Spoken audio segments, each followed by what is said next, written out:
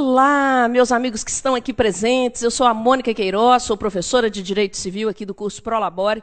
Que prazer estar com vocês neste curso primorosamente pensado aí para as carreiras jurídicas. Trata-se de um curso muito bem elaborado, voltado aí para concursos de ponta, concursos que apresentam aí um grau de dificuldade elevado. Vamos enfrentar essas dificuldades aqui, vamos trazer aí as informações relevantes do que há na doutrina, do que há na jurisprudência acerca do direito civil. É isso mesmo. Eu vou trabalhar parte do direito civil, parte fica comigo, a outra parte ficará com outros professores. Então, nós teremos também aí neste curso a presença do professor Haroldo Nicásio, teremos também a presença da professora Patrícia Rocha. Então, eu fico com uma parte do direito civil. Peço aos amigos que estão aqui presentes uma gentileza. Qual é a gentileza? Que deixem as indagações para o intervalo, para o final da aula. A gente fica aqui o tempo que for necessário para sanar qualquer dúvida, mas só para que não haja interrupção com o meu amigo, a minha amiga que nos acompanha online. É isso mesmo. Vamos juntos aí. A gente começa anotando no cadernão, você anota comigo, direito civil. E a gente começa exatamente olhando para a parte, julgo eu, mais importante do direito civil, que é exatamente a parte geral do direito civil.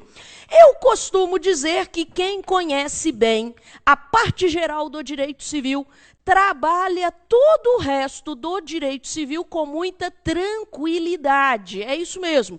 Então, o ideal é você saber a fundo a parte geral, porque o resto vai muito tranquilamente. Tá. Quando a gente começa o estudo da parte geral do direito civil, a gente começa apresentando uma distinção. Qual seria essa distinção? Conto para vocês e a gente já anota. Anote lá. A gente não pode confundir o conceito de direito objetivo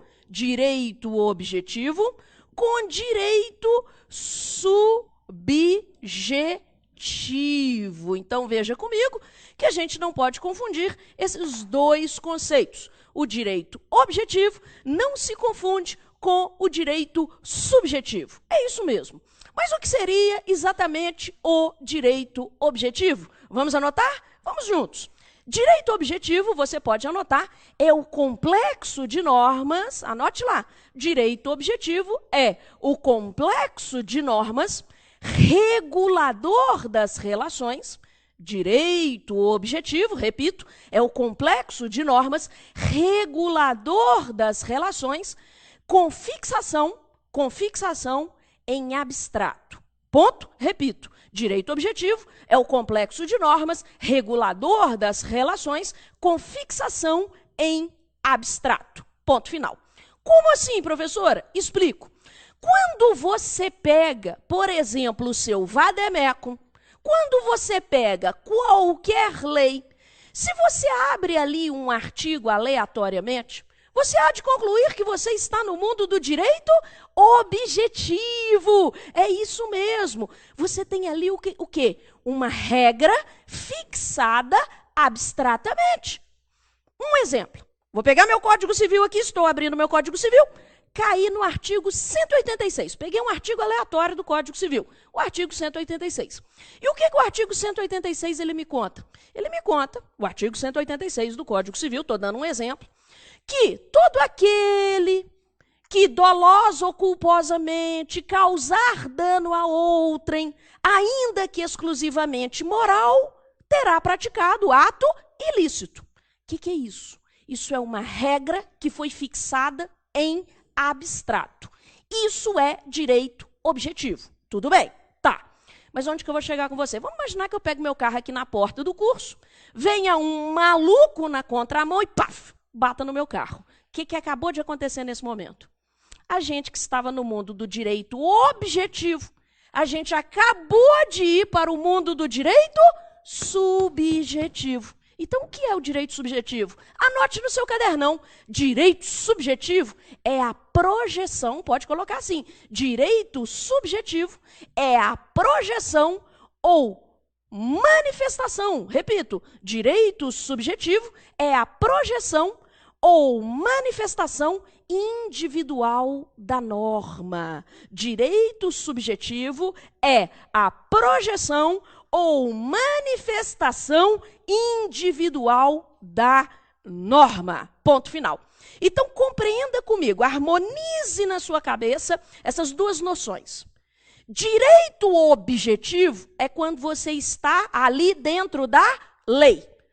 Você está ali olhando para o artigo, você tem ali uma fixação em abstrato, você tem uma regra prevista abstratamente. Isso é direito objetivo. Acontece que se você sai de dentro da lei e vem aqui para a nossa realidade, digo, aquilo ali aconteceu, você acaba de migrar do mundo do direito objetivo para o mundo do direito subjetivo. Tudo bem? Onde que eu vou chegar com você? O direito subjetivo, ele irá apresentar elementos. Vamos anotar. É que existem três elementos que vão compor o mundo do direito subjetivo. Então, você vai anotar no seu cadernão assim, elementos do direito subjetivo. Elementos do direito subjetivo. E quais são os três elementos do direito subjetivo? Vamos anotar? Número 1, o sujeito. Número 1, o sujeito. Sem saltar espaço. Número 2, o objeto. O objeto. Número 3, a relação jurídica. A relação jurídica. Então, nós vamos ter três elementos que irão compor o direito subjetivo. Quais são eles? O sujeito, o objeto e a relação jurídica. Por que a gente começa o estudo da parte geral do direito civil apresentando esta informação, pessoal? Por quê?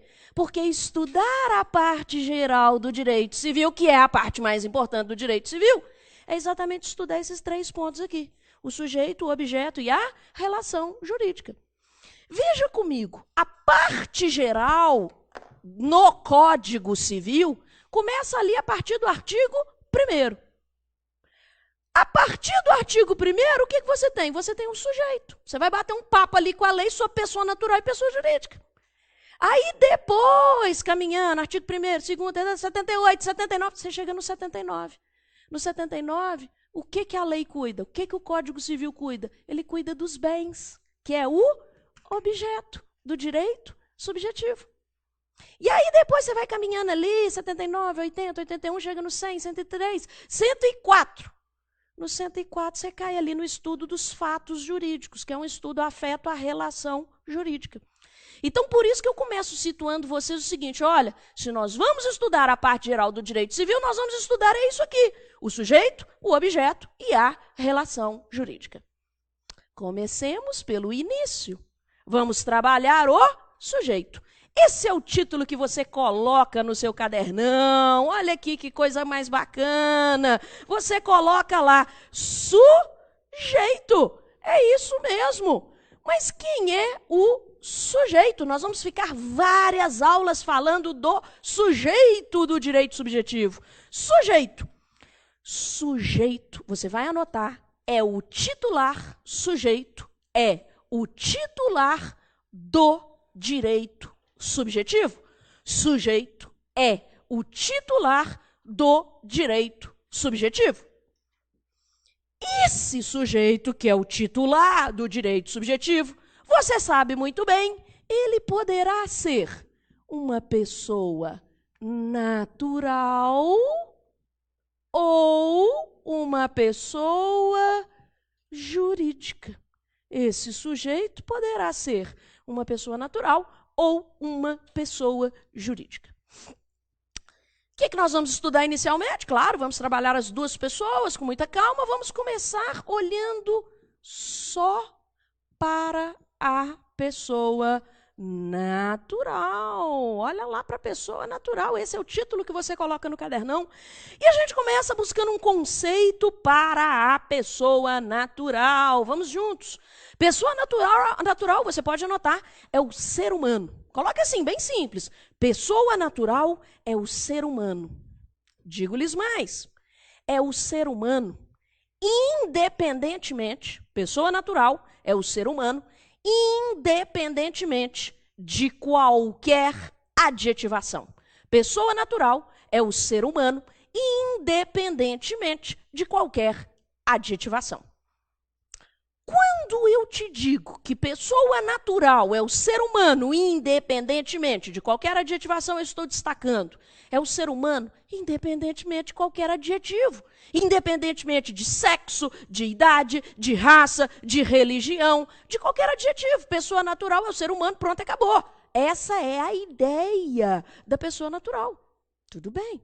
Pessoa natural, você ouve muito dizer. Pessoa natural é conhecido por um outro termo, por uma outra expressãozinha. Qual? Pessoa física, não é mesmo? Você escuta muito falar nisso. Pessoa física. Tudo bem. Quer dizer a mesma coisa. Mas atenção, atenção.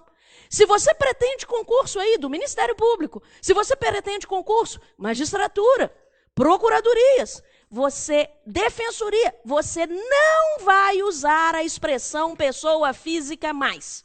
Prova aberta, você não escreverá pessoa física. Por que não, professora? Eu sempre escutei que é a mesma coisa, pessoa física é o mesmo que pessoa natural, que é o ser humano.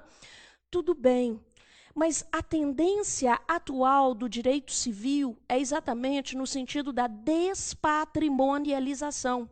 E chamar o ser humano de pessoa física significa patrimonializar demais. E o sentido do direito civil atual é exatamente o sentido da despatrimonialização. Tanto é assim que quando você pega o Código Civil, nos seus mais de 2.000 artigos, ele não fala, o Código Civil de 2002, ele não fala, em nenhum de seus 2.000 artigos, ele não usa a expressão pessoa física. Ele só fala pessoa natural. Então, a expressão pessoa física, você pode até pegar questões para resolver, e você deve fazer isso se você está se preparando para concurso. Você pode até encontrar em algumas questões o examinador se valendo da expressão pessoa física, mas você não pode. Todo mundo é aquela história, todo mundo pode errar, menos eu, fazendo a prova ali, tá certo. Você não pode aí escorregar e escrever pessoa física na prova. Então, vamos chamar o ser humano simplesmente de pessoa natural. Tudo bem. Toda pessoa natural tem algo muito importante. O quê? Aquilo que a gente chama de personalidade. Então, olha só, toda pessoa natural tem algo muito importante, aquilo que a gente chama de personalidade. Atenção, a gente pode chamar de personalidade, pode aparecer na prova personalidade, tão somente. Pode aparecer personalidade jurídica. Então, olha só, pode aparecer personalidade, tão somente. Pode aparecer personalidade jurídica, que quer dizer o mesmo. Ou pode aparecer a expressão usada pelo Código Civil, personalidade civil. Então, olha só, 3 nomes para a mesma coisa. Personalidade é igual a personalidade jurídica, que é igual a personalidade civil. Mas, professora, o que é isso? A tal da personalidade que toda pessoa natural, todo ser humano possui. Vamos anotar juntos um conceito? Esse conceito ele é extenso porque ele é o mais completo que tem. Vem comigo. Vamos lá?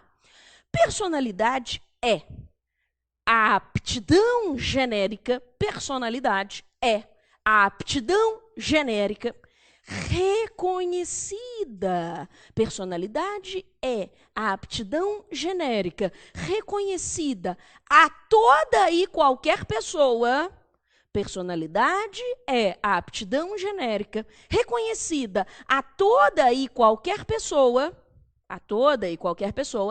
para que possa titularizar relações jurídicas, para que possa titularizar relações jurídicas. É aptidão genérica reconhecida a toda e qualquer pessoa para que possa titularizar relações jurídicas e reclamar a proteção dedicada aos direitos da personalidade. E reclamar a proteção dedicada aos direitos da personalidade. Repito, é um conceito extenso. Personalidade é a aptidão genérica reconhecida a toda e qualquer pessoa para que possa titularizar relações jurídicas e reclamar a proteção dedicada aos direitos da personalidade. Ponto. Como assim, professor? Te explico. Veja só. Você começou o seu conceito dizendo que personalidade é uma aptidão genérica que todo mundo tem. Quando eu falo todo mundo, é todo mundo. É o bebezinho, o velhinho, o cara que tem algum problema. Todo mundo tem essa tal de personalidade. Professora, mas para que serve a minha personalidade? Ora, a sua personalidade te dá duas coisas. O quê? Ela te dá a possibilidade de você ser titular de relações jurídicas. Como assim, professor? Titular de relações jurídicas? Ora, meus amigos, existem as chamadas relações jurídicas. E eu, a colega, a outra colega, todos nós aqui podemos ser titulares dessas relações jurídicas porque a gente tem o quê? A chamada personalidade. Ah, tá bom. Então a sua personalidade já te deu uma coisa, a possibilidade de você ser titular de relação jurídica. O que mais que a sua personalidade te dá? Ela te dá a possibilidade de reclamar toda uma proteção que é destinada, que é dedicada aos seus direitos da personalidade. Mas como assim, professora? Explico.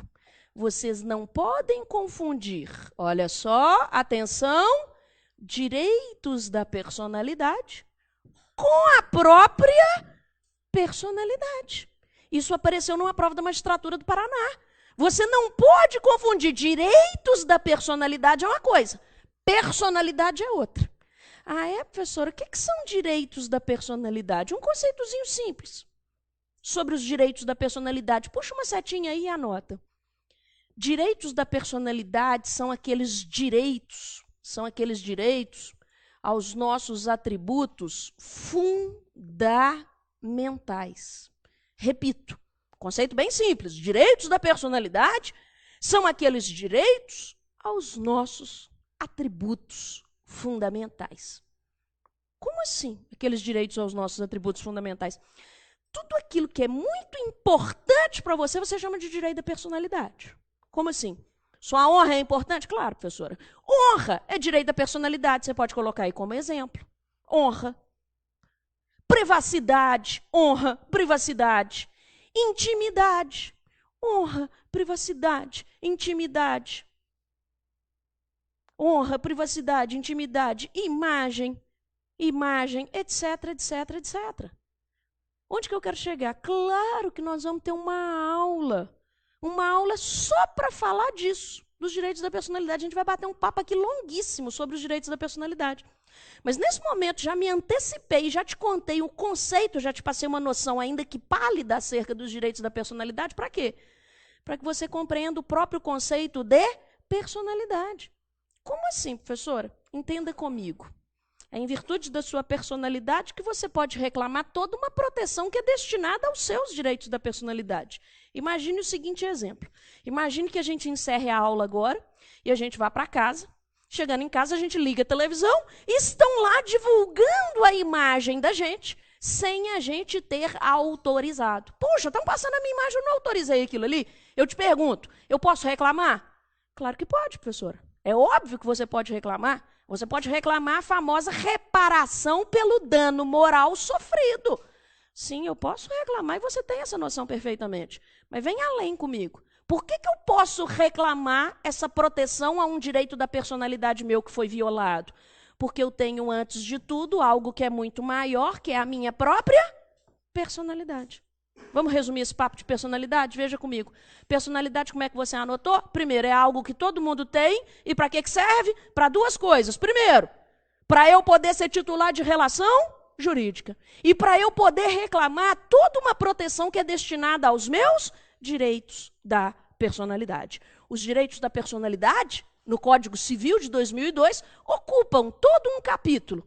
Onde estão os direitos da personalidade no Código Civil de 2002? Anote.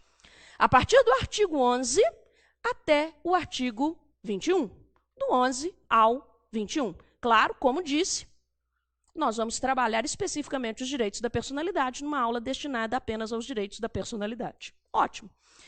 Mas hoje é o dia de falar de personalidade.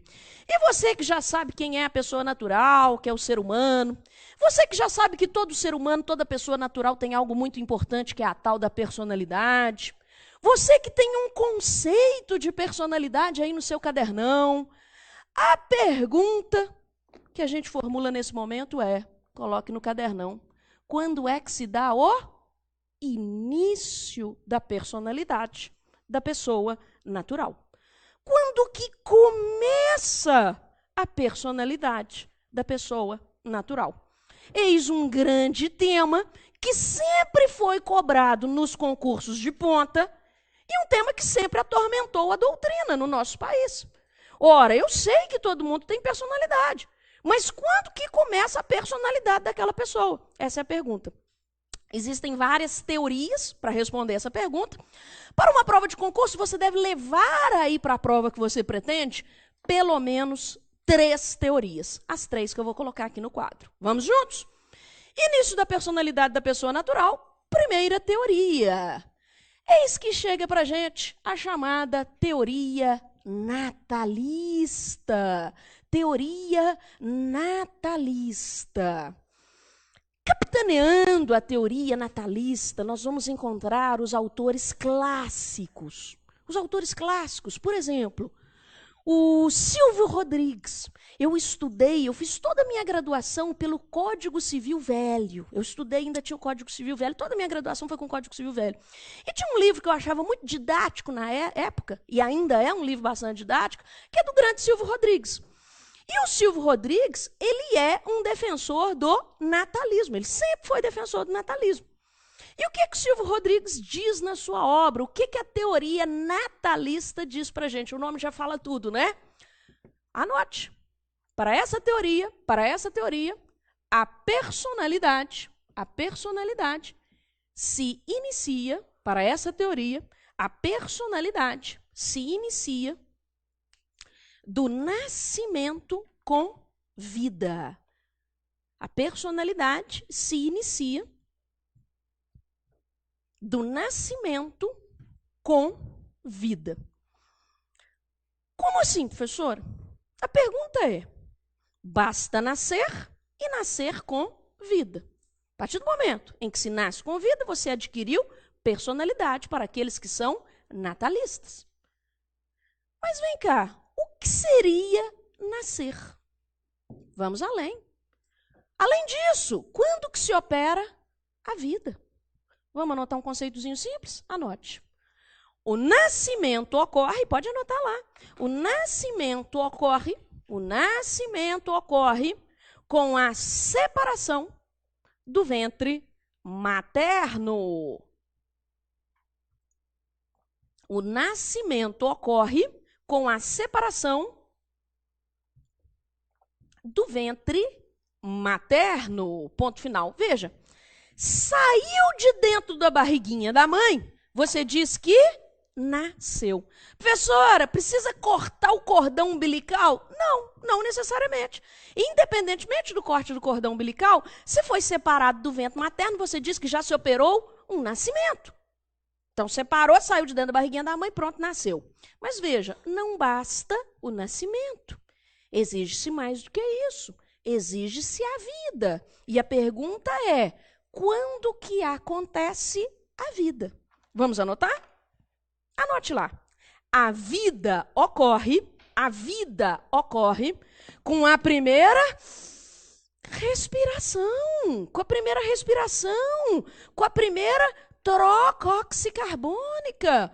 A vida ocorre com a primeira respiração, com a primeira troca oxicarbônica fora do ventre materno. Então, a vida ocorre com a primeira respiração, com a primeira troca oxicarbônica, fora do ventre materno. Então, compreenda comigo. Aquele bebezinho saiu de dentro da barriguinha da mãe e respirou. Para os natalistas, você tem ali uma pessoa com personalidade. Assim entendem os natalistas. Muito bem. Importa destacar nesse momento, meus amigos, que essa é a teoria adotada expressamente pelo nosso Código Civil.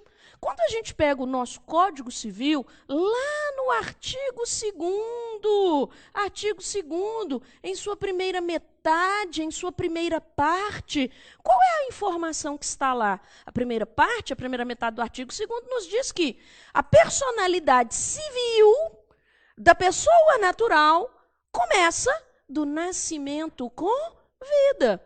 Quando o legislador chega com essa informação, fica claro para você que o legislador está adotando a teoria natalista nessa primeira metade, nessa primeira parte do artigo 2º do Código Civil.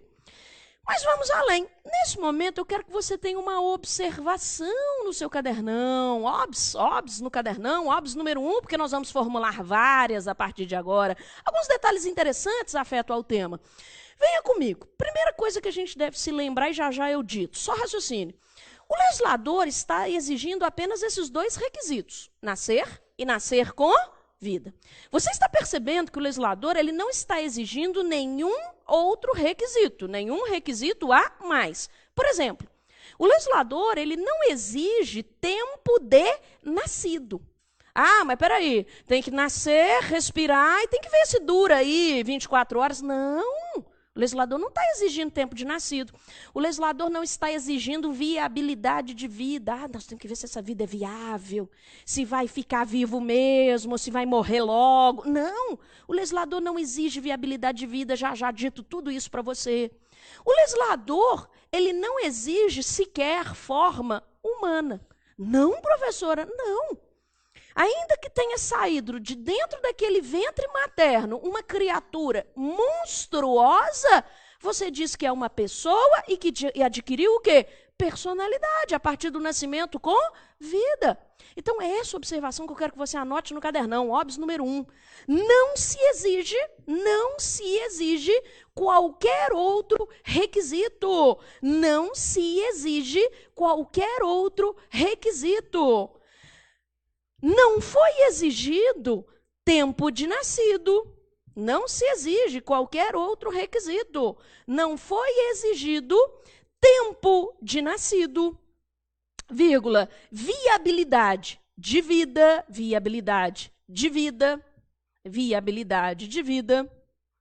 vírgula, forma humana.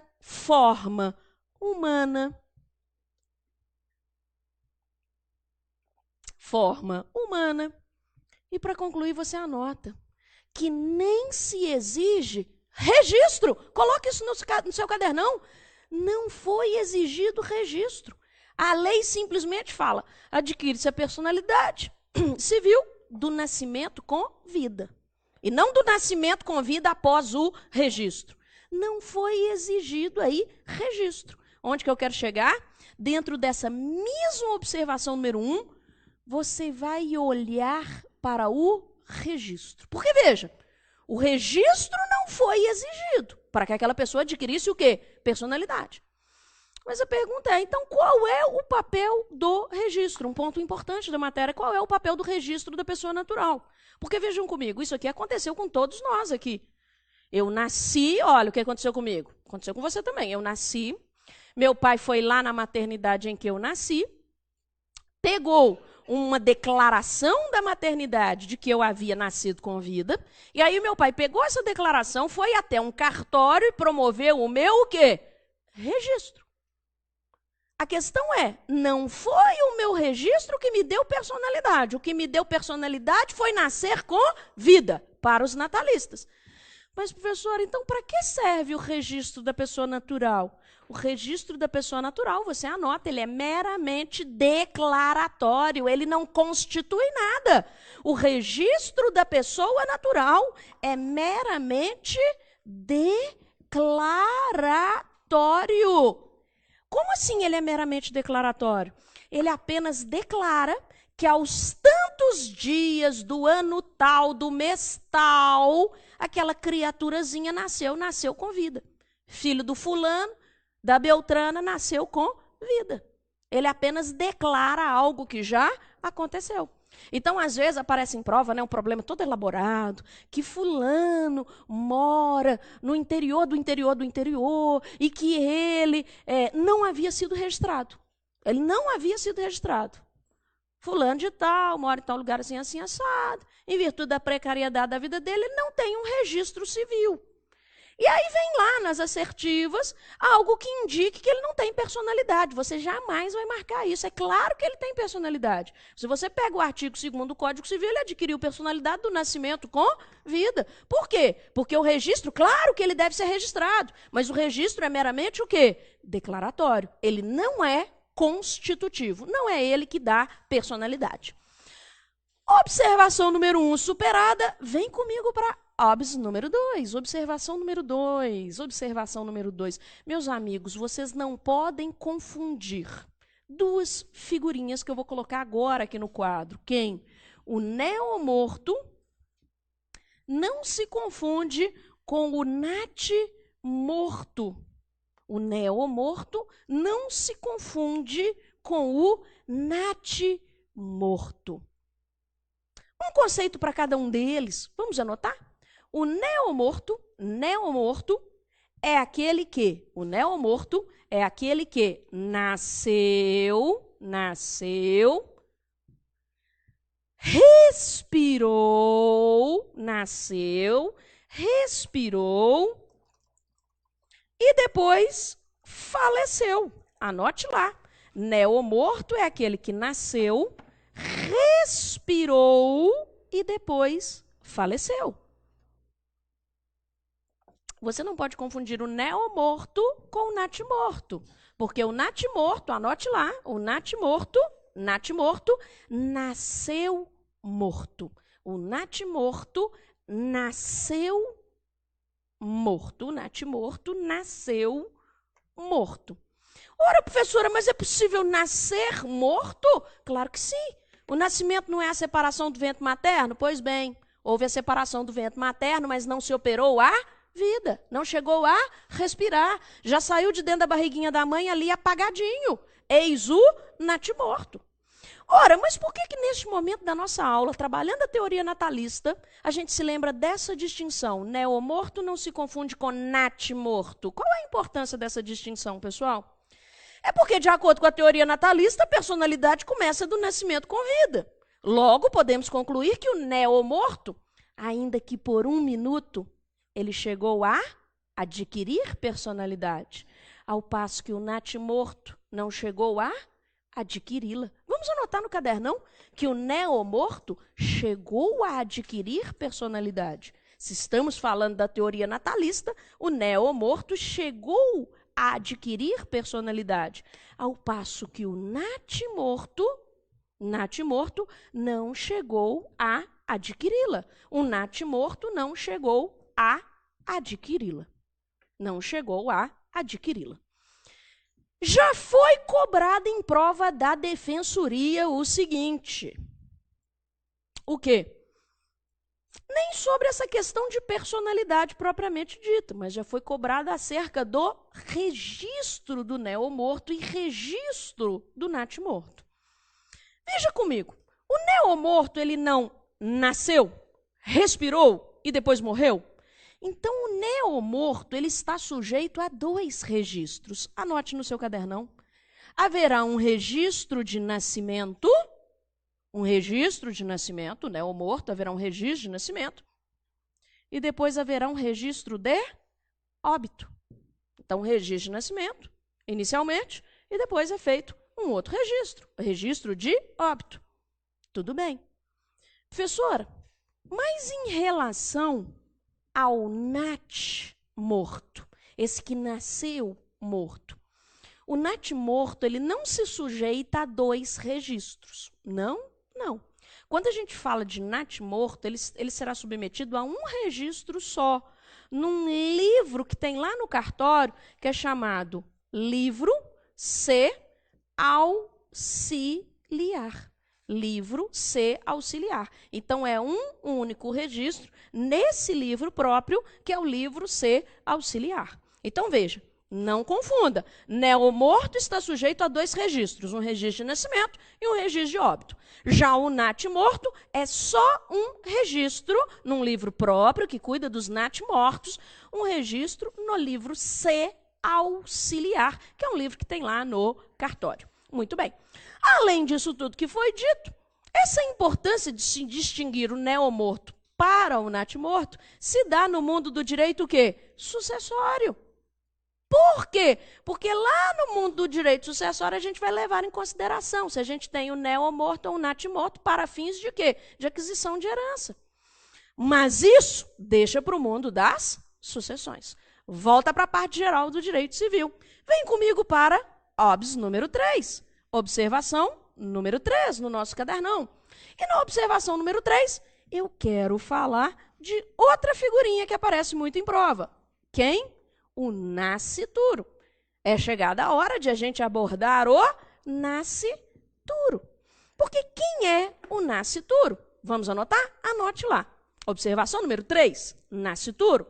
Nascituro é o ser que foi concebido, nascituro é o ser que foi concebido, mas que ainda não nasceu.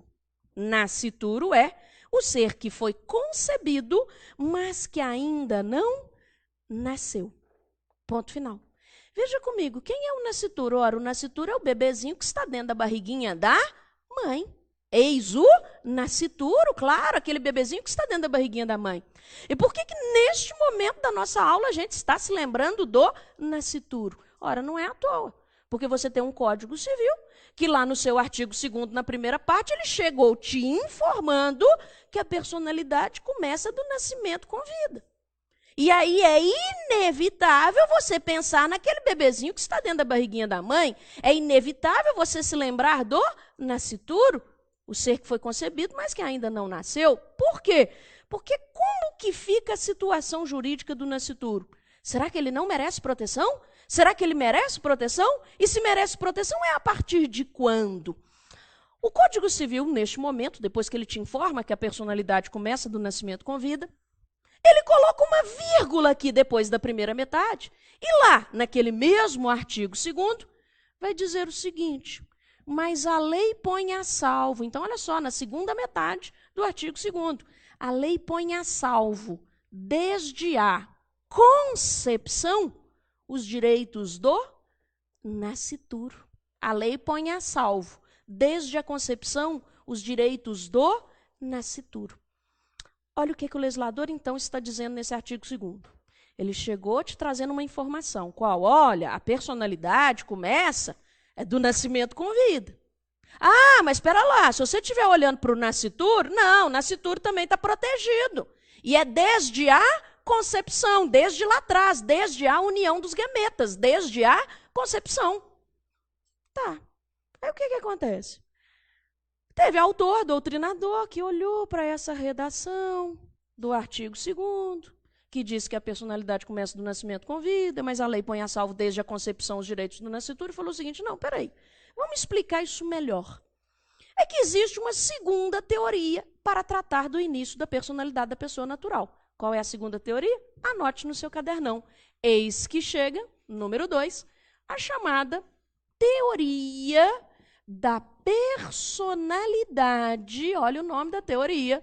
Teoria da personalidade condicional.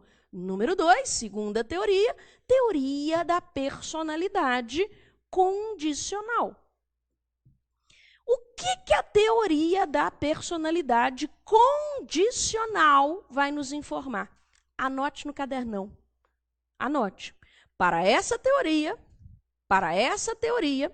a personalidade se inicia. Para essa teoria, a personalidade se inicia da concepção. A personalidade se inicia da concepção.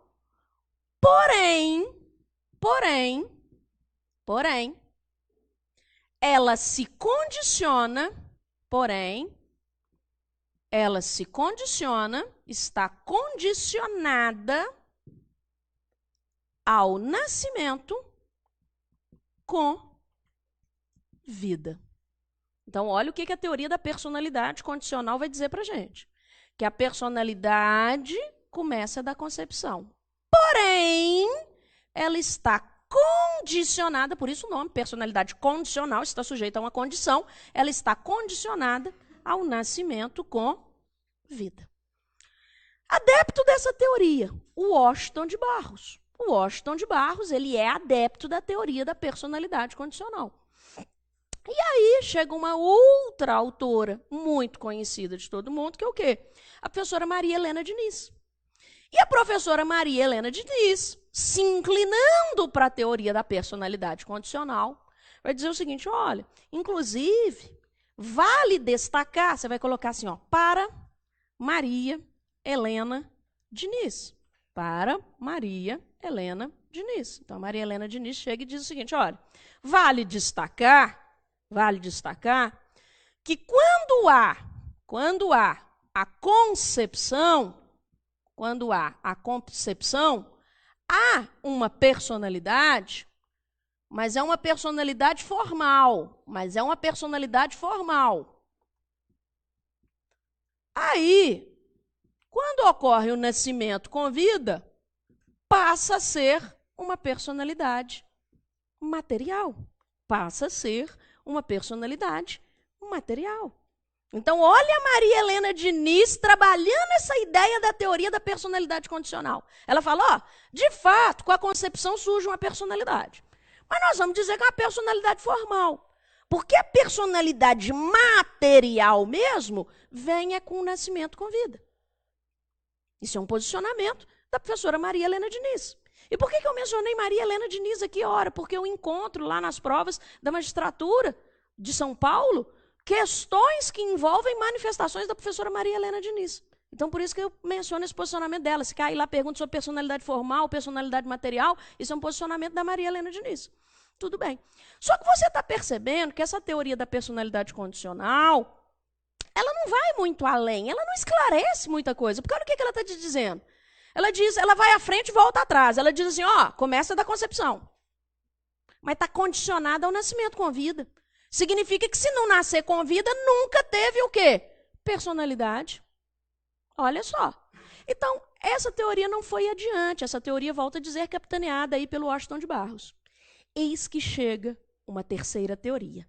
E essa é a teoria adotada pelos autores mais modernos que nós temos. Qual é a teoria? Teoria concepcionista.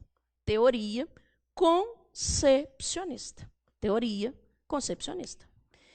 E o que a teoria concepcionista vai dizer para a gente? O nome já fala tudo. Teoria concepcionista. Os autores mais modernos se inclinam pelo concepcionismo. Teoria concepcionista. O que a teoria concepcionista vai dizer para a gente? Que a personalidade se inicia da concepção. Que a personalidade se inicia da concepção. De lá atrás já se inicia a personalidade. Sem entrar em detalhes de personalidade formal, personalidade material, sem condicionar a personalidade a nada. Você percebe que, ainda que nasça morto, já teve personalidade um dia. É isso que a teoria concepcionista está dizendo. Então, se em princípio você fica na dúvida, você pensa, professor, eu vou confundir. O que você vai confundir? Eu vou confundir a teoria concepcionista, que fala que a personalidade começa da concepção, com a teoria da personalidade condicional, porque ela também fala que a personalidade começa da concepção. Não, peraí, você não vai confundir não. Qual que é a diferença? A da personalidade condicional fala que é da concepção, mas está subordinada, está condicionada ao nascimento com vida. A teoria concepcionista fala que é da concepção, pronto, e acabou. Então, ainda que no futuro não nasça com vida, ainda que seja um nat morto, já adquiriu personalidade um dia? Já, porque a personalidade é da concepção.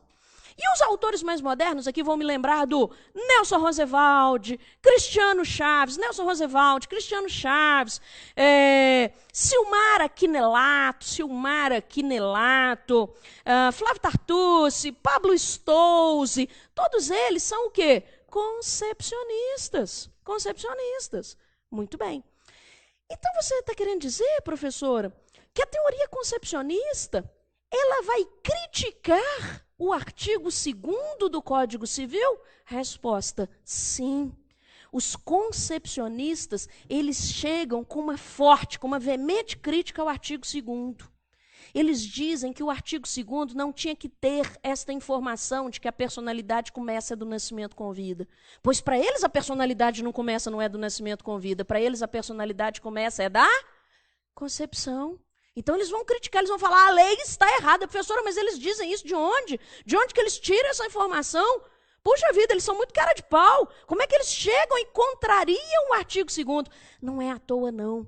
Os concepcionistas, eles têm argumentos, e argumentos muito contundentes que vão nos convencer. Quer ver comigo? Anote no cadernão. Eu quero que você tenha aí os argumentos dos concepcionistas. Argumentos dos concepcionistas. Por que uma pessoa que é concepcionista, simplesmente ela diz que o artigo 2º do Código Civil está errado e que a personalidade começa da concepção? Por que será, hein? Não é à toa, não. Tem fundamento para isso. Quais seriam? Vamos anotar alguns argumentos que os concepcionistas se valem deles para justificar, para fundamentar aí esse posicionamento. Primeiro argumento, eles passeando pelo próprio Código Civil, mais à frente, eles encontram outros artigos que vão fazer concluir pela concepção, pelo concepcionismo. Como assim? Vem comigo. Primeiro argumento, vou colocar assim, ó, letra A. Primeiro argumento. É possível o reconhecimento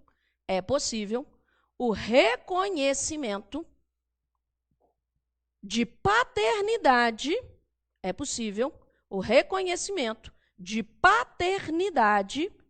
em relação ao nascituro. É possível o reconhecimento de paternidade em relação ao nascituro. É possível o reconhecimento de paternidade em relação ao nascituro. Coloque entre parênteses artigo 1609. Artigo 1609, parágrafo único. 1609, parágrafo único. 1609, parágrafo único do Código Civil.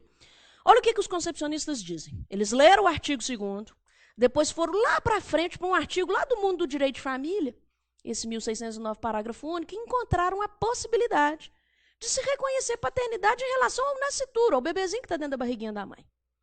E aí os concepcionistas olharam para aquilo e falaram, gente, tudo bem que o artigo 2º está falando que a personalidade começa do nascimento com vida, mas pera lá, o Código Civil aqui no mundo do direito de família está falando que é possível reconhecer paternidade em relação ao nascituro. Se é possível reconhecer paternidade em relação ao nascituro, é porque nascituro já tem o quê? Personalidade. Porque a personalidade se adquire é da concepção. Então, olha só os concepcionistas pegando da mesma lei, um artigo da mesma lei do Código Civil para fundamentar esse posicionamento.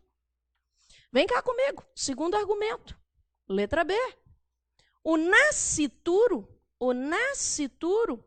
pode ser donatário. O nascituro pode ser donatário. Anota aí entre parênteses, o nascituro pode ser donatário, entre parênteses, artigo 542 do Código Civil. O nascituro pode ser donatário. Entre parênteses, artigo 542 do Código Civil. Como assim, professor? O que é isso, donatário? Contrato de doação, você tem duas partes. Doador, que é o autor da liberalidade, e donatário, que é o beneficiário da liberalidade. Olha o que o 542, um artigo lá do mundo do contrato de doação, diz para a gente. Olha, você doador, pode fazer uma doação para um nascituro. Então, os concepcionistas vão nesse artigo e falam, opa, você tem um artigo no Código Civil que autoriza eu, doador, fazer uma doação a um nascituro? Nascituro pode ser donatário?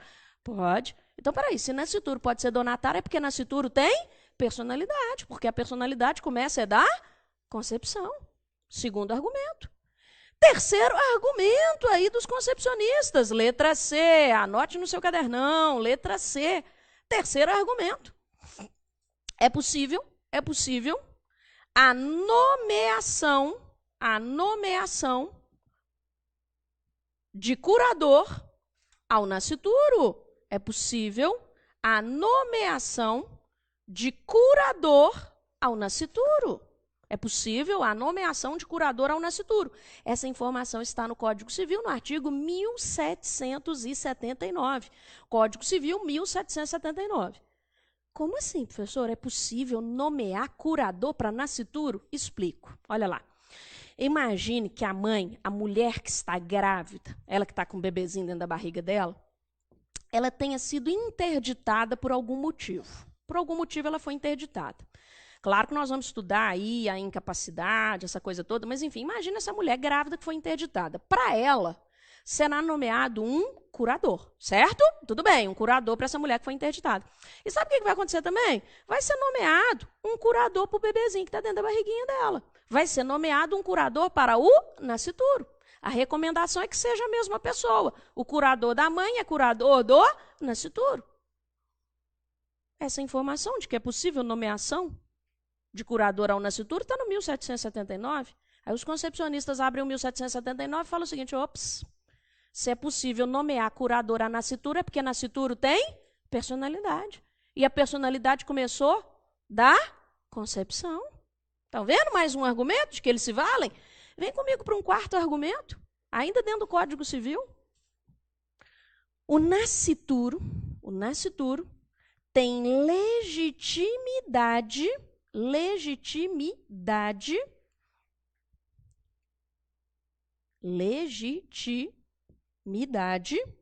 para herdar. O nascituro tem legitimidade para herdar.